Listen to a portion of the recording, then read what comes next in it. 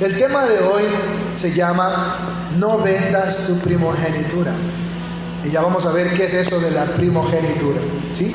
Póngale ahí como título, No vendas tu primogenitura.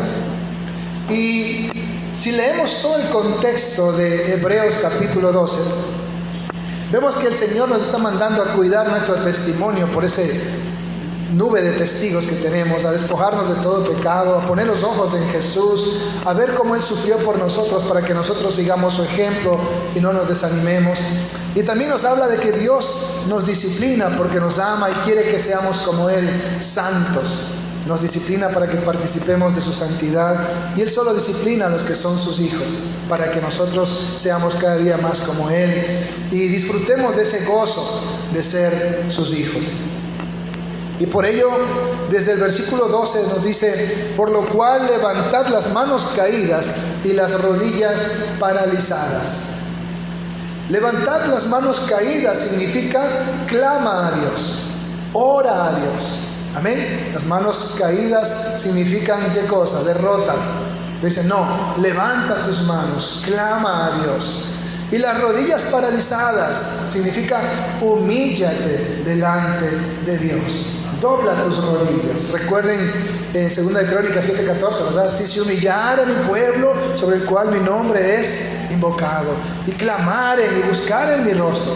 Es lo que está diciendo aquí, hagan eso. Levanten las manos, clamen y doblen sus rodillas, humíllense delante del Señor. Hablábamos la semana pasada del verdadero ayuno, ¿verdad? Que era perdonar y que era ser solidario, pero también implicaba humillarse delante de la presencia del Señor. El versículo 13 dice: y hagan sendas derechas para vuestros pies, para que lo cojo no se salga del camino, sino que sea sanado. Hagan sendas derechas significa adopten actitudes o comportamientos o una manera de vivir que sea la correcta. ¿Cuándo nosotros vamos a ir por una senda derecha o haciendo lo que es correcto? Cuando nos alineamos a la palabra de Dios.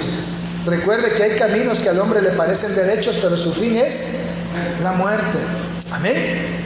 Cuando dice hagan sendas derechas, nosotros sabemos cuál es el camino. Jesús dijo: yo soy el camino, la verdad y la vida. Así que cuando usted sigue a Jesús, cuando usted obedece a Jesús, usted está yendo derechito.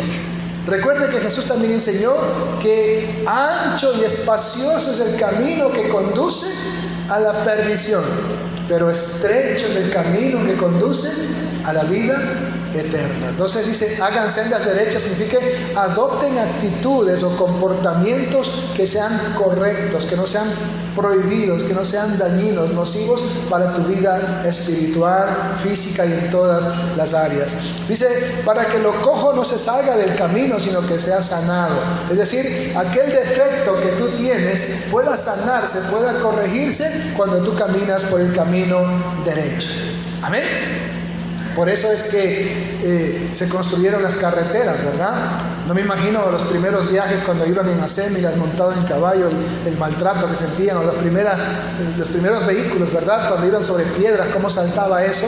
Por eso es que se allana el camino con asfalto para que usted viaje cómodo, ¿sí? Y aún así ponen amortiguación a los vehículos para que usted vaya más cómodo todavía. Asimismo, cuando usted tiene una senda derecha, una senda allanada, usted va a caminar bien, no va a estar cojeando, no va a estar como si caminara en baches. Cuando usted camina en la palabra de Dios, aún aquello que necesita corregir va a ser restaurado. Porque recuerde que el que empezó la buena obra dice que la perfeccionará hasta el día de Jesucristo. ¿Cuántos dicen amén? Entonces, ¿qué está diciendo el versículo 12 y 13? Clama a Dios, humíllate ante Dios y camina en la palabra de Dios. Podríamos interpretar así esos tres versículos. El versículo 14 dice, seguid la paz con todos y la santidad, sin la cual nadie verá al Señor. Seguid la paz con todos. Eso implica el esposo, la esposa, los padres, los vecinos, la suegra, todos. Seguir la paz con todo, aún con ese vecino que te tira la basura ahí en la puerta de tu casa. Seguir la paz con todos. Aún aquella persona que te fastidia, que te molesta en tu trabajo, que te lleva a la contra, tienes que seguir la paz con todos. Y la palabra seguir en el griego tiene que ver con una persecución. como aquellos hombres que salían a cazar a algún animal, un venado, un jabalí, y era una persecución sangrienta, ¿sí? Hay una película de Van Damme, Persecución Sangrienta, ¿verdad? ¿Sí? Tenían que perseguir a su presa hasta alcanzarla. El Señor está poniendo esa figura, que cuando tú busques la paz con todos, hagas eso. Sigas a la persona con quien tienes problemas hasta que la alcances y puedas reconciliar ese problema. Amén. Y ahí está lo que dijo Jesús, ¿verdad? Si traes tu ofrenda al altar, de ahí tú recuerdas que un hermano tiene algo contra ti, deja ahí tu ofrenda y ve y reconcíliate primero con tu hermano y luego ven y presenta tu ofrenda. Amén. Entonces nos está diciendo el Señor en Hebreos capítulo 12, desde el versículo 12, clama a Dios, humíllate ante Dios, camina en la palabra de Dios, sigue la paz con todos. En el libro de Romanos dice, en lo que dependa de vosotros, estén en paz con todos. Habrá circunstancias donde usted quiere hacer las paces con alguien, pero esa persona no quiere, se rehúsa.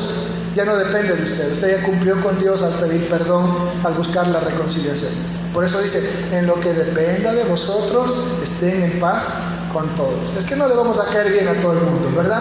¿Sí? No somos monedita de oro para todos. A alguien le vamos a caer mal, ¿sí? Pero en lo que dependa de nosotros, tenemos que estar en paz con todos. Sigan la paz. Y luego dice también, ¿qué más debemos seguir? Y la santidad. Estamos en Hebreos 12:14, ¿no? Sigan la paz con todos y la santidad, sin la cual nadie verá al Señor. Sigan la paz con todos y la santidad. ¿Qué es la santidad? ¿Qué entendemos por santidad? ¿Sí? La palabra santidad significa que usted es propiedad exclusiva del Señor. Así como mi esposa es propiedad exclusiva mía y solamente mía. Y para mi esposa yo soy propiedad exclusiva sola de ella. Eso significa santidad. Yo soy propiedad exclusiva de Jesucristo. Ya no puedo andar en la droga, en el alcoholismo, en la inmoralidad, en la fornicación, en discotecas, en perdición.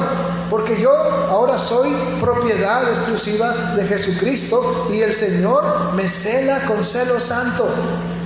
Dios es celoso. Él no me quiere ver en el mundo, en la mundanalidad, en la inmundicia, en la impureza. Por eso Él dice, sean santos porque yo soy santo.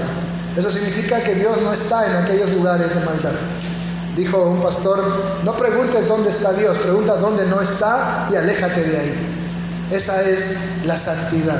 No hacer lo que Dios no haría, no estar donde Dios no estaría, porque tú eres propiedad exclusiva de Dios. Entonces miren, desde el versículo 12 de Hebreos 12, está diciendo, clamen al Señor, humíllense ante el Señor, caminen en la palabra de Dios, sigan la paz con todos, busquen estar en paz, reconciliados, ¿sí? Y sigan también la santidad, es decir, ya no pueden contaminarse con las cosas de este mundo.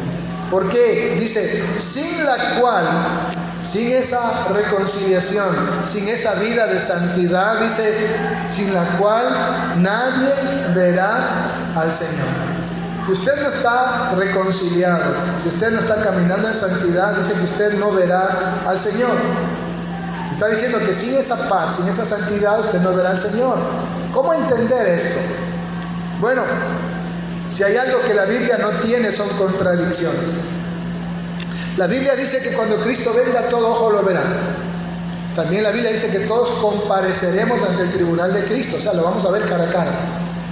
Y también los que no estén en el tribunal, dice que ante el trono blanco, todos estarán delante de Dios.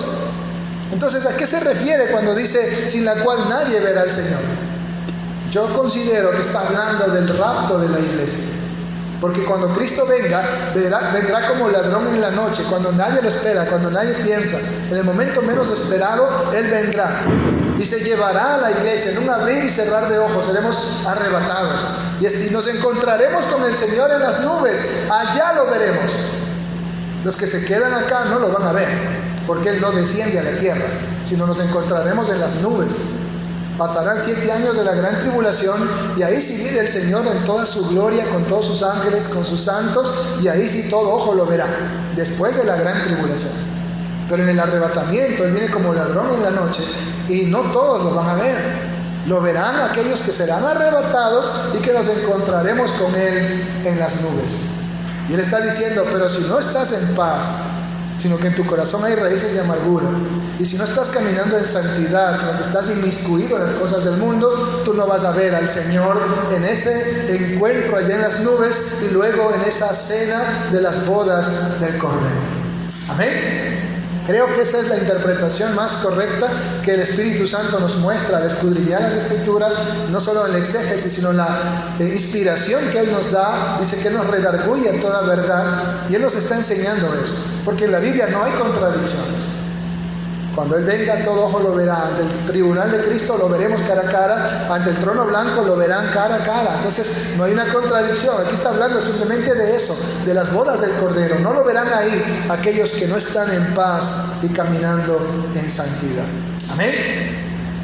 Entonces, dice después en el versículo 15, mirad bien, no sea que alguno deje de alcanzar la gracia de Dios, que brotando alguna raíz de amargura os estorbe y por ella muchos sean contaminados.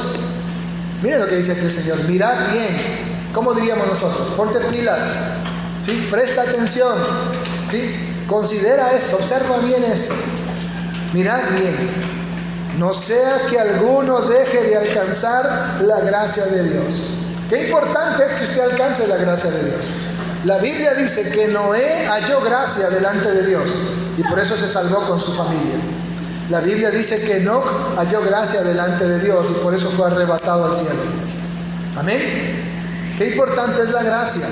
Hoy nosotros también somos salvos por la gracia de Dios, ¿sí? Que así dice Efesios 2:8, ¿verdad? Porque por gracia somos salvos por medio de la fe. Y esto no es mérito personal ni obras que hayamos hecho, sino que es un regalo de Dios. No por obras para que nadie se gloríe o se jacte, yo alcancé la salvación porque soy buena gente. No, es un regalo de Dios. Entonces somos salvos por gracia. Entonces Él está diciendo, miren, que algunos no dejen de alcanzar esa gracia.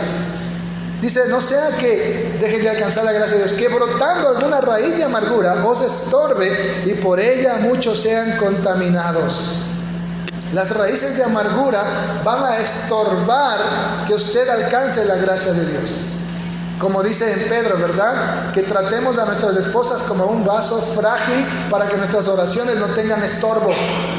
Como dice también en Isaías, no se ha cortado la mano de Jehová para salvar, ni su oído para oír. O sea, Dios no es ni sordo ni manco, Él es todopoderoso.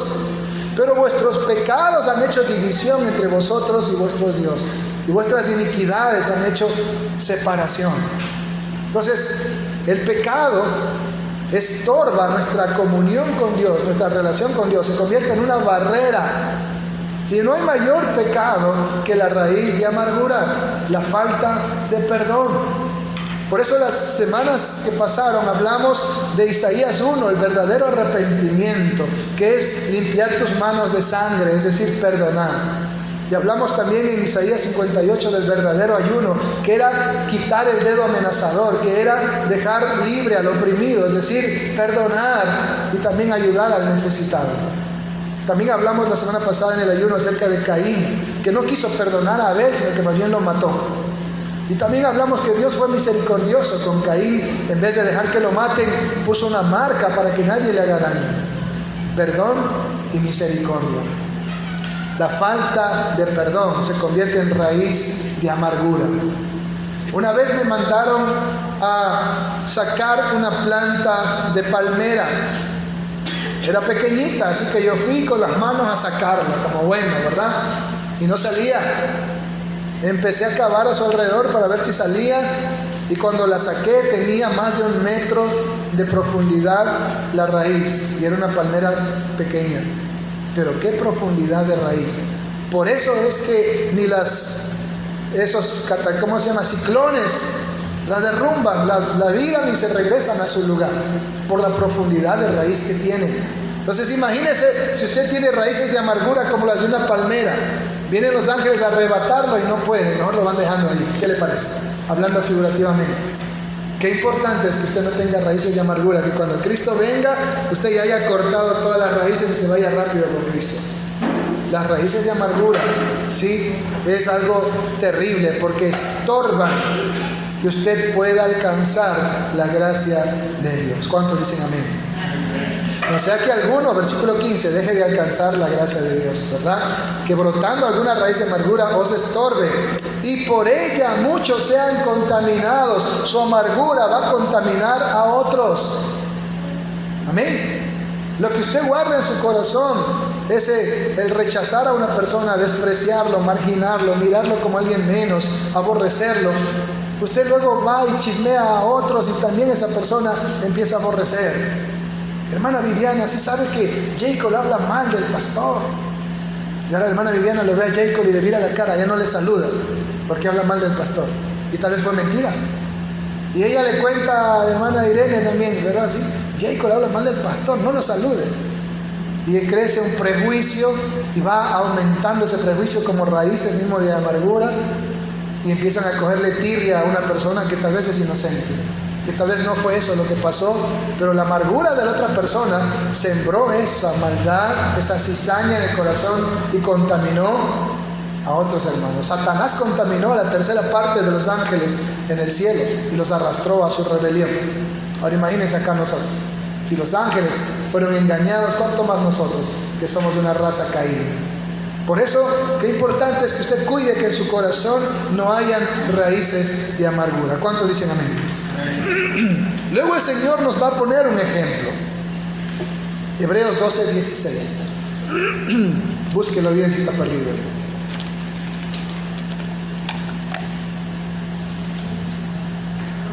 Dice: no sea que haya algún fornicario o profano como Esaú, que por una sola comida vendió su primogenitura. Porque ya sabéis que aún después, deseando heredar la bendición, fue desechado y no hubo oportunidad para el arrepentimiento, aunque lo procuró con lágrimas. Miren la advertencia que nos hace el Señor poniendo un ejemplo bíblico. Como dicen Romanos, estas cosas se escribieron como ejemplo para nosotros, para que no hagamos lo mismo. No sea que haya algún fornicario o profano como Esaú, que por una sola comida vendió su primogenitura. ¿Qué querrá decir fornicario? Significa una persona que practica la sexualidad de una manera deliberada, de una manera incorrecta, pecaminosa. Y profano significa que no respeta a Dios. Los católicos llaman profanar cuando alguien roba una imagen, o se robaban ahí donde ponen la hostia, ¿sí? Creo que Santísimo, creo que se llama. Bueno, cuando alguien se robaba ese tipo de cosas, dicen han profanado, ¿sí? Una vez al apóstol Pablo casi lo matan porque le acusaron de meter a un hombre extranjero que no era judío en el templo, por ser griego, y había metido un griego al templo, así que lo quisieron linchar, imagínense, porque decían ha profanado el templo. En aquel entonces una mujer en su menstruación no podía entrar al templo porque decían que ha profanado el templo, imagínense. Entonces un profano es aquella persona que no tiene ningún respeto por Dios o las cosas sagradas. Y le está diciendo que ninguno de ustedes sea fornicario o profano como Esaú, que por una sola comida vendió su primogenitura. Para entender mejor esta figura, este ejemplo, vamos a ir a la historia de Esaú, que está en el libro de Génesis, el primer libro de la Biblia. Génesis, en el capítulo 25, sin perder Hebreos, ahí señálelo, sepárelo. Génesis 25. Desde el versículo 27 dice: y crecieron los niños, y Esaú fue diestro en la casa, hombre del campo, pero Jacob era varón quieto, que habitaba en tiendas. Y amó Isaac a Esaú porque comía de su casa, mas Rebeca amaba a Jacob. Y guisó Jacob un potaje, y volviendo Esaú del campo cansado, dijo a Jacob: te ruego que me des a comer de este guiso rojo, pues estoy muy cansado. Por tanto fue llamado su nombre Edom. Y Jacob respondió, véndeme en este día tu primogenitura. Entonces dijo Esaú, he aquí yo me voy a morir, ¿para qué pues me servirá la primogenitura? Y dijo Jacob, júramelo en este día. Y él le juró, y vendió a Jacob su primogenitura. Entonces Jacob dio a Esaú pan y del guisado de las lentejas, y él comió y bebió, y se levantó y se fue. Así menospreció Esaú la primogenitura. Miren, estamos hablando de Jacob y Esaú, los hijos de Isaac, que era hijo de Abraham, ¿sí? Abraham, padre de Isaac. Isaac tiene a estos dos hijos, a Jacob y a Esaú. Dice que Esaú era hombre del campo, salía a cazar y traía de la casa para su padre, tal vez el buen venado, el buen jabalí, el buen cerdo que cazaba, y por eso su papá dice que lo amaba. En cambio Rebeca amaba a Jacob porque él pasaba en casa, tenía mamitis, ¿sí? Le ayudaba a cocinar. Y un día estaba cocinando Jacob un potaje, es decir, una comida especial, un banquete. Y volviendo Esaú del campo, muy cansado, le dijo a Jacob, te ruego que me des a comer de ese guiso rojo, pues estoy muy cansado. Por tanto fue llamado su nombre Edom, que significa rojo. Viene de Adamá también, que significa sangre. ¿Ha escuchado la palabra Aceldama, campo de sangre, donde se mató Judas? ¿Sí? De ahí viene la palabra Adam, también, que significa rojo, y Edom, que significa rojo. Dice, y Jacob le respondió, véndeme en este día tu primogenitura. Oportunista Jacob, ¿verdad? Por eso su nombre significaba usurpador o suplantador. Jacob le está diciendo, yo te doy la comida, no hay problema, pero véndeme tu primogenitura. Ahora, ¿qué significa la primogenitura? Recuerde que Jesucristo es el unigénito de Dios, es decir, el único que tiene la naturaleza divina. Pero Jesucristo es el primogénito de María. Significa el primer hijo que tuvo María y luego tuvo más. Si no, no fuera primogénito, fuera el único hijo. ¿Sí? Jesús, al ser el primogénito de María, significa que ella después tuvo más hijos. Pero él era el primogénito. El hijo primogénito era aquel que heredaba todas las riquezas del padre. Es más, él se quedaba en la casa del padre. Usted puede ver ahí mismo, en el libro de Génesis 25, donde estamos, en el capítulo 25, versículo 5 dice, y Abraham dio todo cuanto tenía a Isaac. Pero a los hijos de sus concubinas dio Abraham dones y los envió lejos de Isaac su hijo, mientras él vivía hacia el oriente, a la tierra oriental. El primogénito se queda en la casa del padre y hereda todo. Los demás hijos recibían dones, herencias, pero se iban lejos. No podían heredar la casa del padre. Entonces el primogénito era el que tenía el derecho de heredar todas las riquezas de su padre. Tenemos la historia del hijo pródigo. El hijo menor le dice, papá, dame todo lo que me corresponde. El padre le da y él se va lejos. Pero el mayor se quedó en casa. Este hijo pródigo se lo gasta todo y ahora regresa donde el padre a pedir ayuda. Y el hermano mayor se molesta porque dice, este viene a quitarme mi tajada, este viene a quitarme parte de mi herencia. ¿Qué hace aquí? Ya le dieron su parte, que se largue. Y no lo quiere recibir. Porque él, como hermano mayor, se había quedado y siempre estaba deseoso que a qué hora se muere su padre para heredar todo. Por eso le reclama al padre, tú no me das ni un cabrito para comer con mis amigos. Está diciendo, si todo va a ser mío, ya dame mi parte también. Simplemente se había quedado hipócritamente porque él era el heredero de todo. Así también Esaú, como nació primero, aunque eran gemelos, ¿sí? Esaú era el primogénito, el heredero de todo. A Jacob le tocaba una parte e irse lejos. Pero Esaú no era solamente el heredero de las riquezas materiales de Isaac, sino que era el heredero de la promesa que Dios le había dado a Abraham. En tu simiente serán benditas todas las naciones de la tierra. Tu descendencia será como la arena del mar, como las estrellas del cielo. Bendeciré a los que te bendicen y maldeciré a los que te maldicen. Esa era la bendición de Abraham para sus generaciones. Y siempre lo iba a heredar el primogénito. Así que Jacob anhelaba la bendición de Abraham, mientras que Esaú la despreciaba. Y por eso vemos que Jacob le dice: véndeme ahora tu primogenitura, es decir, el derecho de ser el hijo mayor, el primogénito, el derecho de ser el heredero de la bendición de Abraham. Y miren lo que contesta Esaú en el versículo 32 del capítulo 25. Entonces dijo Esaú: he aquí, yo me voy a morir, ¿para qué pues me servirá la primogenitura? Imagínense, hay personas que han estado 8 días atrapadas en un terremoto, en un desastre, y no se han muerto de hambre. Y porque viene cansado, ya viendo oscuro tal vez del campo, muriéndose de hambre, piensa que ya se va a morir y desprecia la primogenitura. ¿Para qué me sirve eso? Como mucha gente dice: ¿y de qué me sirve haber ido a la iglesia si Dios no me ayudó cuando más lo necesité? ¿De qué me sirve ser hermanito si todo me va mal? Dicen algunos, y desprecian la salvación del infierno solo porque aquí están pasando problemas. Imagínense, él despreció su primogenitura porque más le importó comer, llenar su barriga. Por eso dice el apóstol Pablo: para muchos su Dios es el vientre, solo piensan en comer, en llenarse de comida. Y es verdad, ¿no? Cuando en la iglesia se hace comelona, ¿sí o no? Que viene Sansón y los que no son. Pero cuando se hace ayuno casi no viene nadie, porque a veces esa es nuestra mayor debilidad. Y está mal, sí, la Biblia lo enseña que está mal, no debe ser así. Versículo 33, y Jacob le dijo: júrame en este día. Y él le juró y vendió a Jacob su primogenitura. Entonces Jacob dio a Esaú pan y del guisado de las lentejas, y él comió y bebió y se levantó y se fue.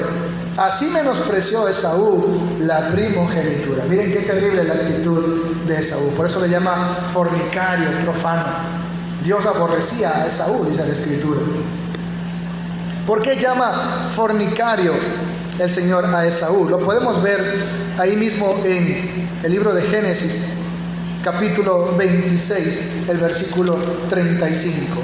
Desde el 34 dice: y cuando Esaú era de 40 años, tomó por mujer a Judí, hija de Berí Geteo, y a Basemat, hija de Elón Geteo, y fueron amargura de espíritu para Isaac y para Rebeca. Este hombre toma 2 esposas en vez de tomar solo una, y toma de esas mujeres que eran paganas y que eran idólatras. Pero no se quedó con eso. Si avanzamos al capítulo 28,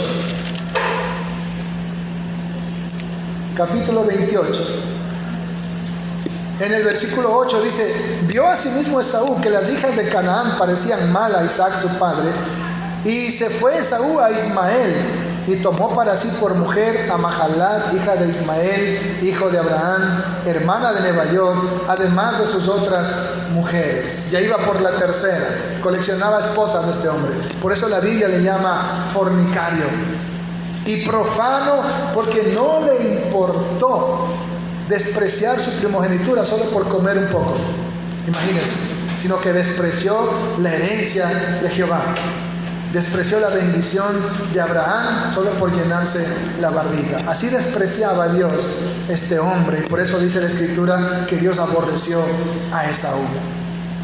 Él rechazó esa bendición. Y miren, tomaba mujeres paganas y luego va a tomar mujer de Ismael, cuando Dios también había desechado a Ismael. Ismael era el primogénito de Abraham, es verdad, pero no de Sara, no de la promesa. Y por eso el Señor le dice que mande lejos a Ismael. Y por eso los árabes hasta el día de hoy reclaman la primogenitura, de que ellos son los primogénitos de Abraham. Pero el Señor le dijo que en Isaac era la promesa. Isaac recibe el derecho de primogenitura por ser el hijo de su esposa, de Sara. Amén. En cambio, acá Isaac le va a dar a Jacob, su hijo, la primogenitura. Vemos, como dice la Escritura, que cuando Esaú quiso heredar la primogenitura, ya fue desechado, aunque lo procuró con lágrimas, ya no lo pudo recuperar la primogenitura que había vendido. Y eso lo podemos ver ahí mismo en Génesis capítulo 27. Génesis 27.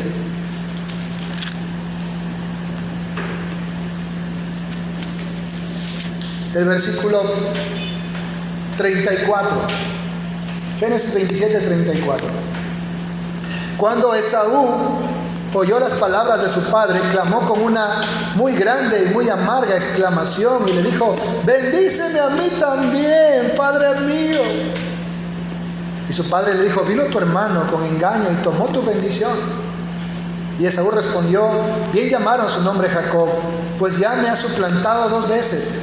Se apoderó de mi primogenitura y aquí ahora ha tomado mi bendición. Y dijo: ¿no has guardado bendición para mí? Imagínense qué terrible este hombre. Dice: bien llamaron su nombre Jacob, suplantador, usurpador, pues ya me ha suplantado 2 veces. Se apoderó de mi primogenitura. Qué calumnia tan grande. Él se la vendió. Jacob no le puso un cuchillo en el cuello. Él se la vendió por un plato de comida. Y ahora dice: él se apoderó de mi primogenitura. Si Esaú hubiese sido honesto, cuando el padre le dice: anda, tráeme casa para bendecirte, le he dicho: no, papá, yo vendí mi primogenitura a Jacob y se la juré, así que bendícelo a él. Pero él no hizo eso, sino que cuando el padre le dice: tráeme casa para bendecirte, salió corriendo a ver la casa para que lo bendiga. Eso significa que él había jurado falsamente, como que ha dicho: ya, Jacob, te lo juro, dame de comer. Y después ha dicho: pero algún día se morirá el viejo, yo soy el primogénito, y si este me reclama, por último hasta, decimos nosotros, le damos chicharrón, ¿verdad? ¿Sí? Me lo saco de encima y ya. Y una persona que jura falsamente es un perjuro. Y por eso el Señor puso un mandamiento: no tomarás en vano el nombre del Señor tu Dios. Él había jurado falsamente, ¿sí? Con engaño, para que el hermano le dé de comer. Así que de parte y parte se estaban engañando ellos. Miren qué terrible este hombre. No tenía temor de Dios, despreciaba a Dios, juraba falsamente, quería burlarse. La Biblia dice que Dios no puede ser burlado, que todo lo que el hombre sembrare, eso también cosechará. Y él no pudo burlarse de Dios lo que hizo. Versículo 37 de Génesis 27 dice: Isaac respondió y dijo a Esaú: he aquí que yo le he puesto por señor tuyo y le he dado por siervos a todos sus hermanos, de trigo y de vino le he provisto. ¿Qué pues te haré a ti ahora, hijo mío? Y Esaú respondió a su padre: ¿no tienes más que una sola bendición, padre mío? Bendíceme también a mí, padre mío. Y alzó su voz y lloró. Y si volvemos al libro de Hebreos, capítulo 12, versículo 17, dice: porque ya sabéis que aún después, deseando heredar la bendición, fue desechado y no hubo oportunidad para el arrepentimiento, aunque lo procuró con lágrimas. Amén. Lloró, moqueó, hizo berrinche, pero se quedó sin bendición porque había despreciado su primogenitura. ¿Qué nos está diciendo el Señor esta mañana, iglesia? Clamemos al Señor, levantemos las manos caídas, humillémonos ante el Señor, doblemos nuestras rodillas, hagamos sendas derechas para que se corrija lo cojo, caminemos en la palabra de Dios, seguid la paz con todos, busquemos la reconciliación y la santidad, guardémonos en pureza, en integridad de este mundo. Y mirad bien que no dejen de alcanzar la gracia de Dios por tener raíces de amargura, para que todos podamos ver al Señor. Y luego pone este ejemplo: no sea que alguno sea fornicario o profano como Esaú. Fornicario, coleccionaba esposas; profano, despreciaba a Dios y las cosas sagradas, y por una sola comida vendió su primogenitura. Y después, cuando quiso heredar la bendición, ya no pudo, aunque lo procuró con lágrimas. Y amados hermanos, esto se aplica también hoy a nosotros. Nosotros somos los primogénitos de Dios.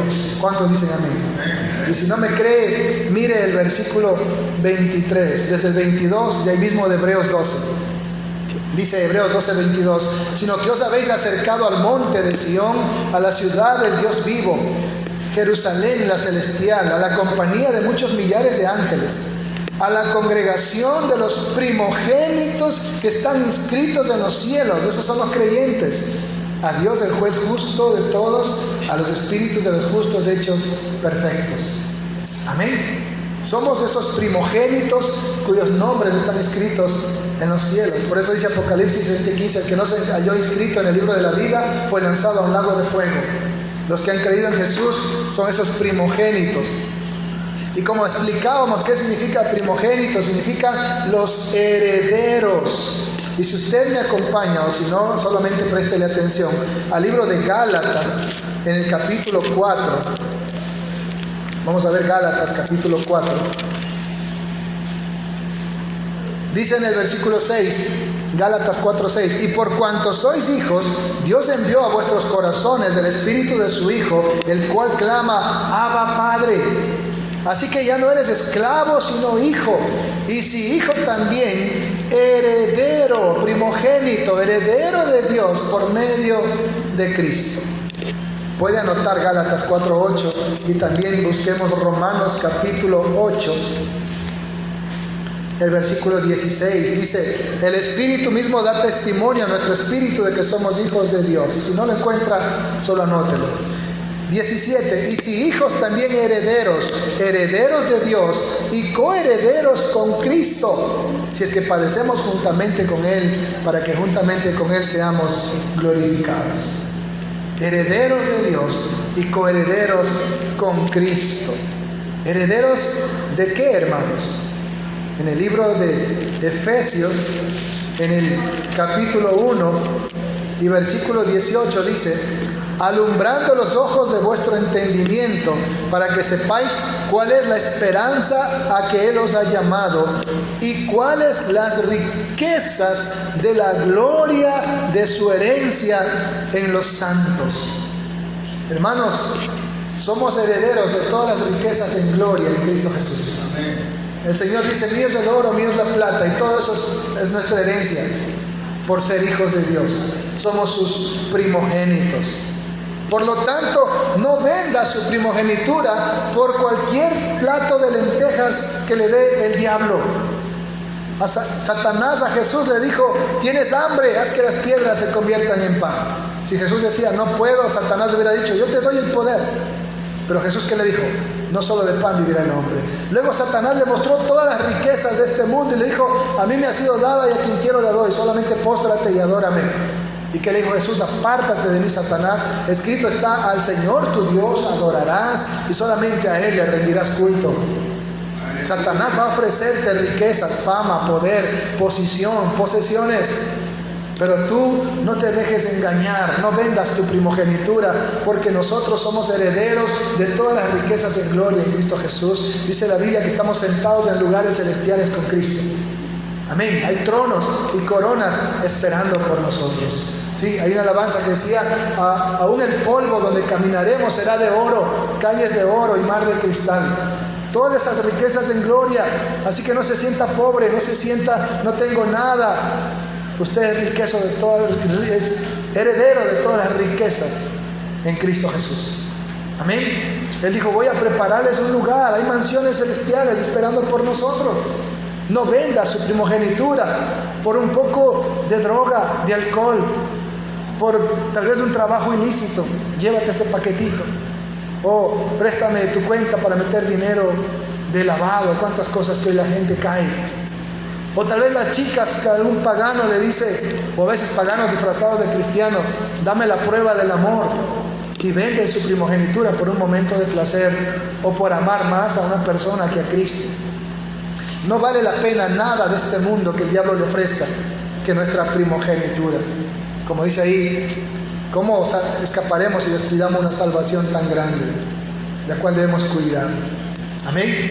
No está hablando de la pérdida de la salvación, sino de no ser como Esaú, un profano que trata con desprecio a esa salvación, que toma por inmunda la sangre del pacto, como dice Hebreos, sino que valora esa salvación y la cuida como algo precioso, que costó la sangre preciosa de Jesucristo. Amén. Hoy el Espíritu Santo nos está diciendo eso. No vendas tu primogenitura por un plato de comida.